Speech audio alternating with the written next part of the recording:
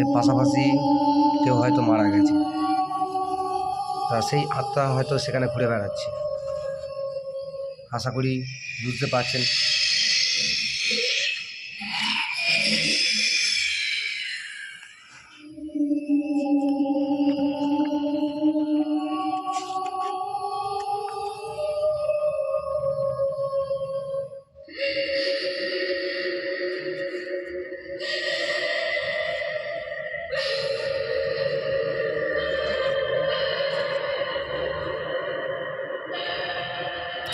সেই আত্মা ঘুরে বেড়াচ্ছে, কারণ পাশে বাড়ি দেখবেন একটা জায়গা দেখাচ্ছি আমি, সেই জায়গাটা কেউ মারা গেছে।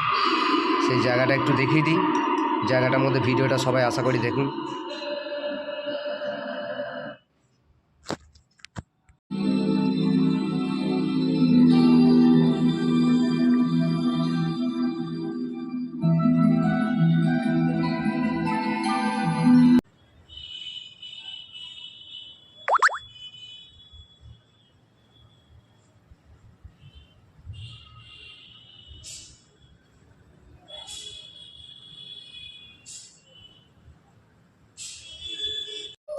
আশা করি বুঝে গেল।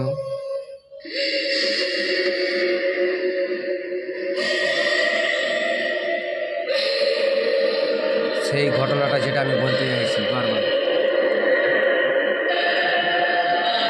বলতে চাইছি, কিছু জায়গা আছে, স্টোরি আছে, কিছু গল্প আছে,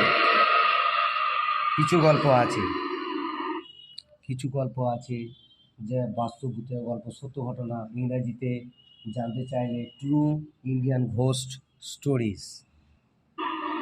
আশা করি বুঝতে পারছেন, রিয়েল স্টোরি।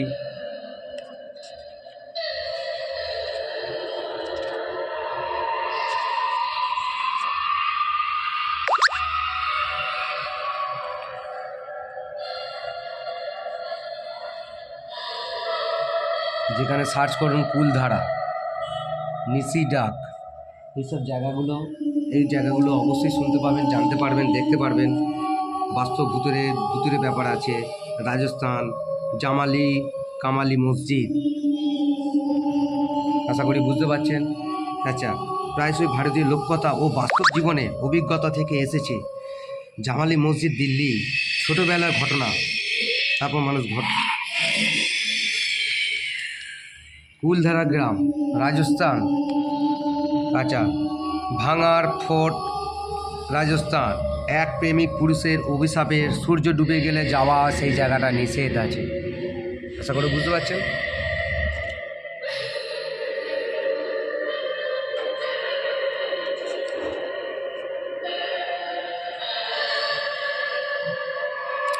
আগ্রাসন কি বাউলি দিল্লি, একটি প্রাচীন কুয়ো যার কালো জলে মানুষকে আকর্ষণ করে তোলে।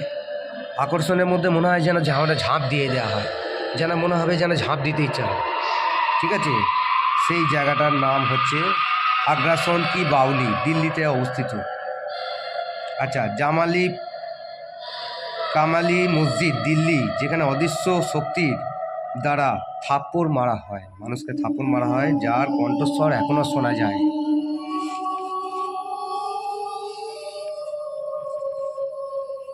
নিশি ডাক একটি বাংলার প্রচলিত লোককথা, যেখানে একটি আত্মা প্রিয়জনদের গলায় ডাকে দেয় এবং সেই সাড়া দিলে যদি কেউ ডাকে তাকে আর সে মানুষটাকে আর দেখতে পাওয়া যায় না।